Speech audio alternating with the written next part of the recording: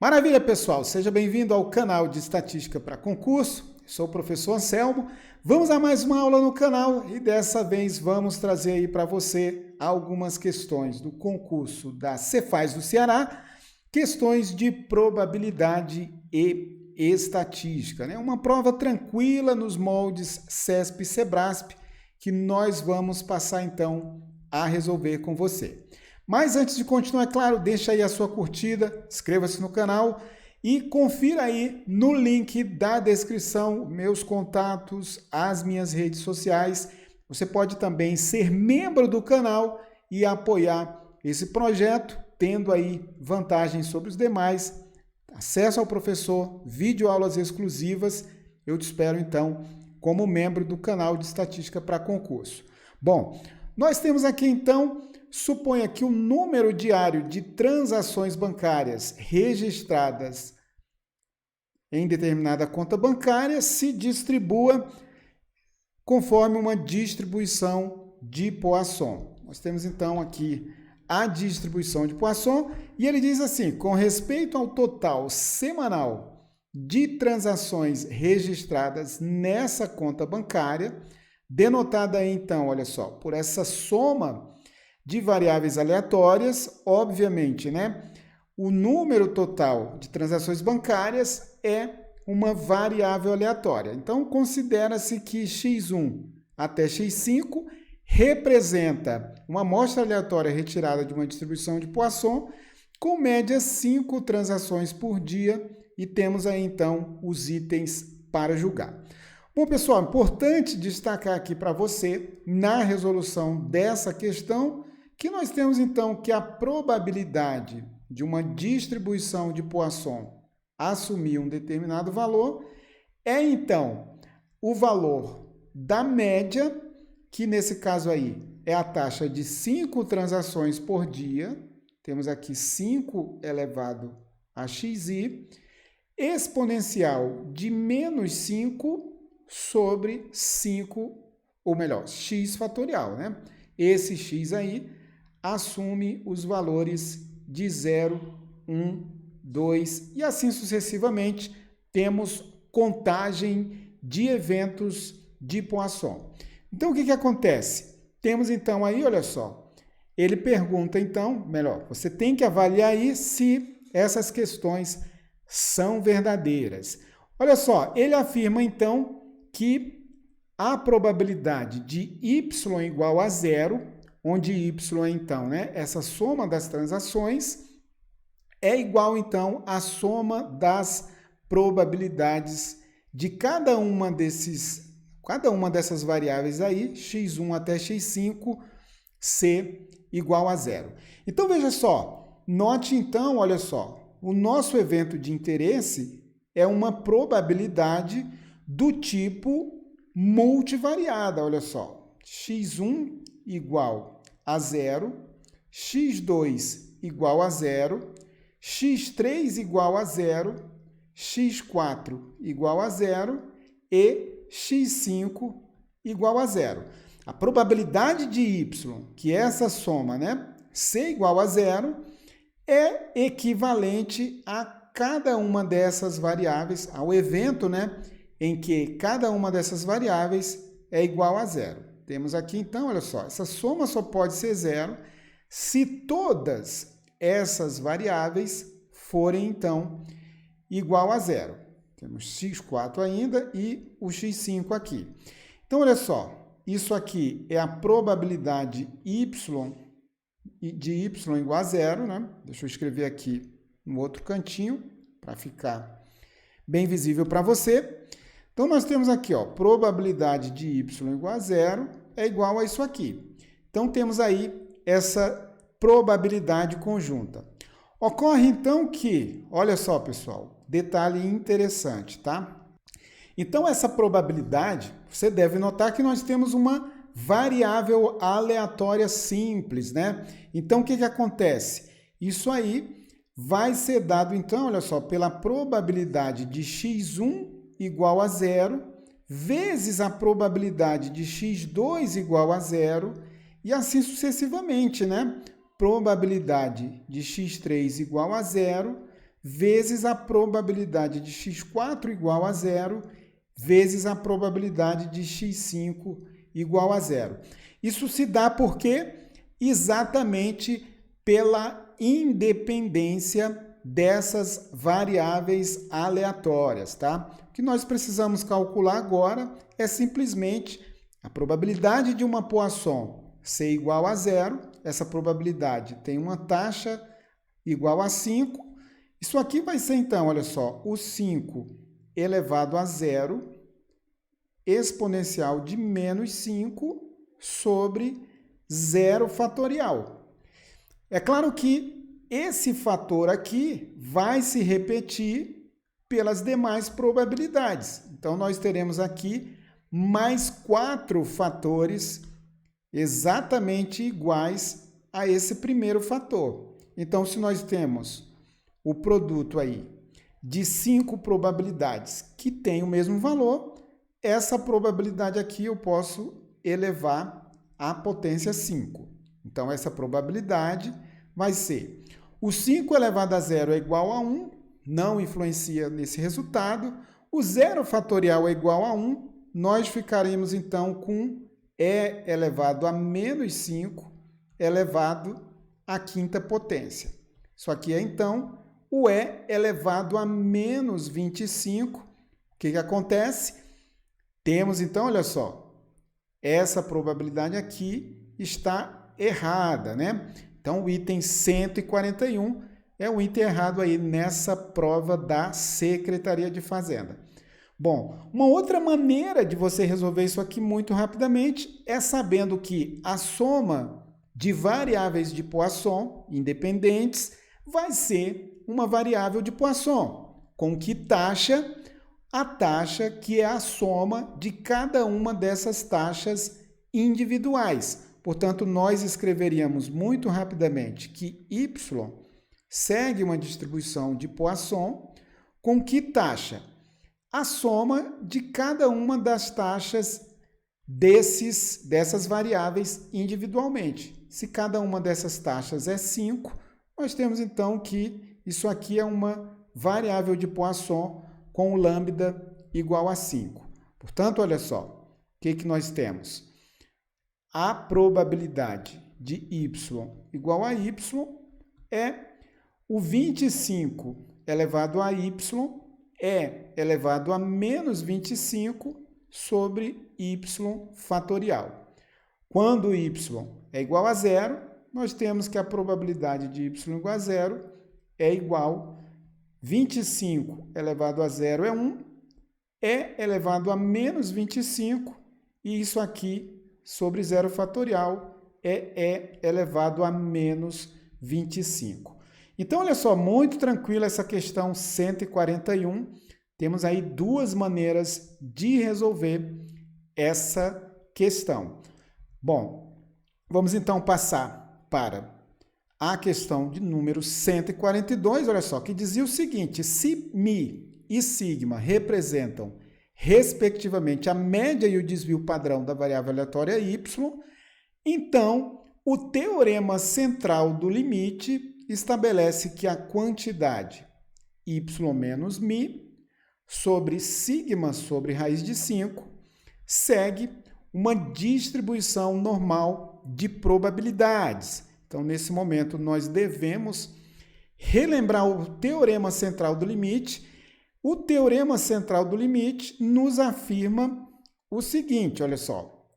Se nós tomarmos, então, uma soma de qualquer variável aleatória, tá? Isso aqui é importante, porque teve muita gente boa aí errando isso aqui, exatamente porque imaginou que o teorema central do limite não é válido para variáveis aleatórias discretas. E, na verdade, o teorema central do limite é válido para qualquer variável aleatória, desde que você tenha uma média finita, ou seja, uma média, né? Um número real, e a sua variância também esteja garantida. Você tem que ter o primeiro momento e o segundo momento dessa distribuição tem que ser valores garantidos, uma constante real. Então, se você tiver uma soma de variáveis aleatórias, dessa forma aqui, olha só, qualquer que seja essa distribuição, tá? Temos aqui, vou colocar xn. O que vai acontecer? Quando você padronizar essa soma, isso aqui, quando esse n tende ao infinito, você tende para uma distribuição normal de probabilidades. Mais uma vez, importante saber, qualquer que seja a variável aleatória. Pode ser uma variável de Poisson, pode ser uma variável exponencial, pode ser uma variável do tipo Qi quadrado, uma tipo binomial, indiferente de qual seja a distribuição, discreta ou contínua. O que tem que ser válido é que o primeiro momento dessa distribuição seja conhecido, isto é, o valor esperado de x, né? E o segundo momento também seja conhecido. Se você garantir que o primeiro momento é conhecido, ou seja, um valor constante, né? Você tem garantido que a variância é um valor finito, ou seja, essa soma não diverge. Se você estiver somando variáveis aleatórias e essas variáveis aleatórias não tiver garantido uma variância finita, não vai ser válido o teorema central do limite. Então, o que acontece? Isso é muito simples, pessoal. Padronizando essa soma, olha só, nós temos que o valor esperado dessa soma é valor esperado aqui de x1 mais x2 até o xn.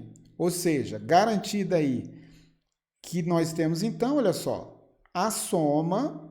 Isso aqui vai ser a soma. Deixa eu escrever de uma outra maneira para não assustar ninguém.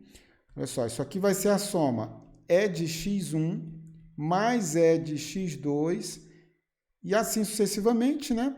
Até a esperança de xn. Vamos escrever e denotar isso aqui dessa maneira aqui, olha só. Temos que isso aqui é a soma de cada um desses valores esperados.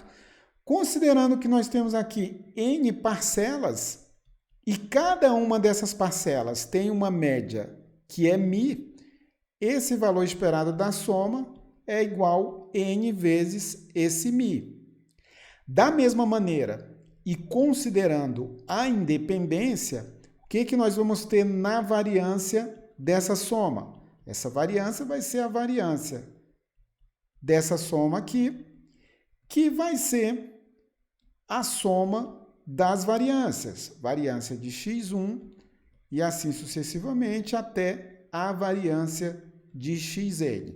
Portanto, olha só, o que acontece? Nós vamos ter que a variância dessa soma é n vezes o σ2, onde σ2 é a variância de cada uma dessas variáveis xi. Como cada variável xi tem um desvio padrão sigma, fica garantida uma variância σ2, portanto, a variância de S é n vezes σ2. Então, olha só, independente aí desse n, normalmente o que acontece? O teorema central do limite, ele é válido para um n muito grande. Então, vamos abstrair um pouco que esse n, ou seja, o tamanho da nossa amostra aqui, é igual a 5. Se nós fôssemos aplicar o teorema central do limite, nós faríamos a soma menos a média dessa soma sobre o desvio padrão dessa soma. Isso aqui tenderia para uma distribuição normal do tipo 0,1, ou seja, uma distribuição normal padrão, independente da sua distribuição. Ou seja, o que nós deveríamos fazer? A conta que nós deveríamos fazer seria, então, o meu S, lembrando que o meu S é igual ao Y, aqui nós vamos colocar a esperança de S, que é n vezes o μ, e o desvio padrão de S, vou chamar aqui σS, vai ser a raiz quadrada de n vezes σ2. Ou seja, aqui nós teríamos sigma, que multiplica a raiz de n. Portanto, olha só, o que deveria tender para uma distribuição normal deveria ser o y menos o n vezes o μ sobre o desvio padrão dessa soma, que é então o sigma vezes a raiz de n.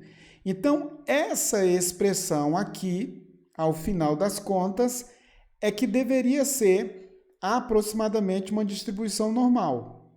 Ou seja, olha só, considerando que nós temos a soma, considerando que nós temos um n igual a 5, nós deveríamos ter então que y menos 5 vezes μ sobre sigma vezes a raiz de 5, forçando muito a barra, nós diríamos que isso aqui é aproximadamente normal, com média 0 e 1. Eu digo forçando a barra, mas nem tanto, porque a depender dessa taxa aqui, é muito tranquilo você afirmar que essa soma segue uma distribuição do tipo normal. Então, olha só, isso é um outro tópico, existe uma outra maneira de você demonstrar isso, mas o que o examinador tentou fazer aqui foi confundir o candidato, porque essa expressão aqui é que deveria tender para uma distribuição normal do tipo padrão. Por isso, temos aí, olha só, mais um item nessa prova da Secretaria de Fazenda do Ceará, que então está errado. O item 142 também está errado, o item 141 também foi errado. Por fim, olha só, na questão de 143, ele diz que o desvio padrão da variável aleatória y é igual a 5 transações por semana. Nós vimos aqui, olha só, o desvio padrão da soma, né? Temos várias formas de chegar a essa conclusão. O desvio padrão, a variância da soma, y, é 5 vezes a variância de xi, onde xi, esse i aqui é qualquer valor de 1 até 5. Ou seja, a variância de xi é igual à taxa de uma Poisson com parâmetro 5, né? Então, nós temos 5 vezes 5, o desvio padrão da soma vai ser a raiz de 25, que é igual a 5. Então, muito tranquilo de concluir isso. Ou simplesmente sabendo que y segue uma distribuição de Poisson com parâmetro lambda igual a 25, nós sabemos que o valor esperado de y é igual à variância de y, portanto, isso aqui é igual a 25, o desvio padrão de y é igual a 5. Então, nós temos aí, olha só, 5 transações por semana, muito tranquilo de concluir que esse item 143 é um item certo. Então, temos errado, e por fim, um item aqui do tipo certo. É isso aí, eu espero que tenha ficado claro para você essa resolução. Inscreva-se no canal, deixa aí aquela curtida, um grande abraço e até a nossa próxima aula. E se torna membro aí do canal, pelo amor de Deus, sustenta aí esse projeto.